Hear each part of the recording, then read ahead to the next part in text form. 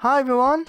Yes, I have actually put 2 Pokésaur videos up in a single week. Even if they are mini, or small, or whatever you call it. Anyway, if you haven't seen the Plateosaurus video, or the 100,000 subscriber video, I just want to thank you all for subscribing, really. And obviously I want to ask what you think I should do to celebrate. I'm going to do 3 things because I haven't done anything for 100 subscribers or 500 subscribers. And yeah, I'm not gonna waste your time anymore. Let's go straight to the video. Surprisingly, the second Triassic animal in this Pokésaur creation series is Longisquama. This animal was first discovered in 1970 and was named later that year by A.G. Sharov. And I do apologise for butchering that name. And to point out the most obvious thing about this creature, of the fact that it has a long row of these things that look like hockey sticks on its back. Some say they are scales, while others believe they are feathers. Despite how lizard-like Longisquama looks, a small group of paleontologists believe that this lizard is the ancestor of birds instead of dinosaurs because of the long bristle-like structures on its back. Black. That's a weird word. So they're saying that dinosaurs are not ancestors of birds? Have they seen the evidence? No idea. They just assume the most obvious feature is the big feature. I don't know. And really, that's it. That's literally it. It's just an Archosaur. That's a group of Do you know what? Let's just transition to the Pokemon. Before I do any of the Pokemon stuff on here, I'm just going to apologize if I pronounced any names wrong. I'm just not good with names. This Pokemon uses its antenna-like extensions to absorb fire-type attacks, making the tips glow brighter. Because of the glowing, it uses the light to see in the dark, and enemies mistake those lights to be just fireflies. It likes to live in small caves near volcanoes. I do admit, I like this design because... Alright, let's get the most obvious thing out of the way with this. It's really cute. I really like it. I could just imagine sitting in front of a fireplace with this thing on my lap. It would just be so adorable. What I do find interesting is that those glowing tips, they remind me a bit of this Silurian plant called Cooksonia, or at least something similar. And I don't know, it just seems very interesting in this design. Although I'm guessing that wasn't intended. So just briefly going over how this thing would be comparatively. This Pokemon has a very strong special attack stat for what it is, but unusually very bulky on the physical side. And backing up that special attack stat is its Flame Absorb ability, giving this Pokemon an opportunity to be a very bulky sweeper. And it's also very good in double battles if you have a fire spread move like Overheat. Although the Pokédex entry suggests that this Pokemon is a fire type, it's actually a pure dragon It's actually a pure dragon type Pokemon, making it quite interesting to use against ice types. I say that, but I can't imagine any ice type Pokemon using any fire based moves, so definitely not good to go against an ice type in singles. Yeah. I just realised I have not even mentioned Petiorpha? I have not said that name in that segment at all. To evolve this Pokemon, you will need to give it some charcoal and make sure it's level 39.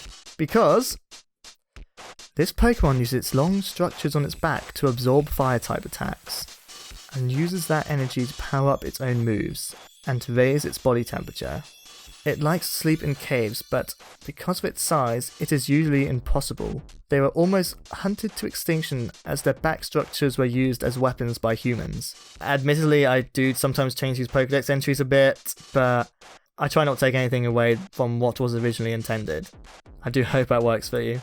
Anyway, I won't lie, this could have easily been just a Charmander clone, but instead the artist took it a step further and added a fiery flap of this skin to look like a flame. that attention to try something different is something I really admire within the art community. Also, hockey sticks.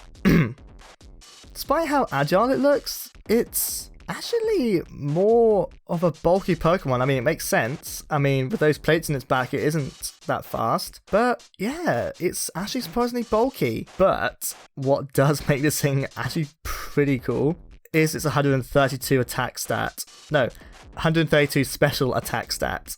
And yeah, that's strong. Longisfirema is now a Dragon Fire type.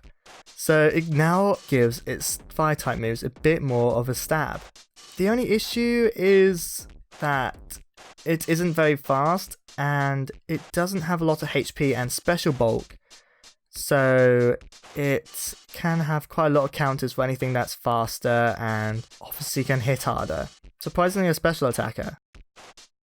I would like to thank the artist DarkraiLady for creating the two Pokemon for this episode. To be honest, I wasn't too sure if they would accept taking this on, but I'm just really happy that they did, and they did an amazing job with the designs.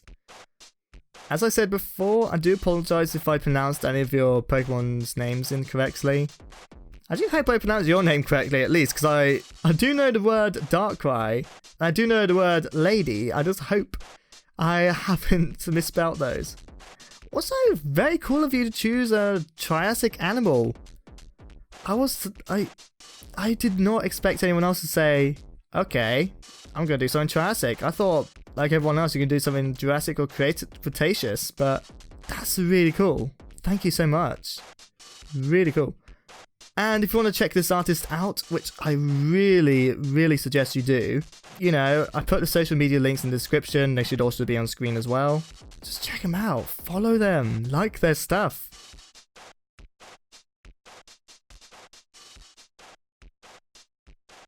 So you may be wondering why this is called Pokémonsters and not Pokésaur. Well, because Longisquama is not a dinosaur. Well, not from what I believe anyway. Sure, it's a bit debatable, you know, being an archosaur and all, but I don't think it is a dinosaur. Sure, an ancestor, yep, but definitely not a dinosaur itself. Anyway, so because it's not a dinosaur, I decided just to announce early that anything that's not a dinosaur, or a bird, or a mammal, will be in Pokémonsters. And why is it called Pokémonsters?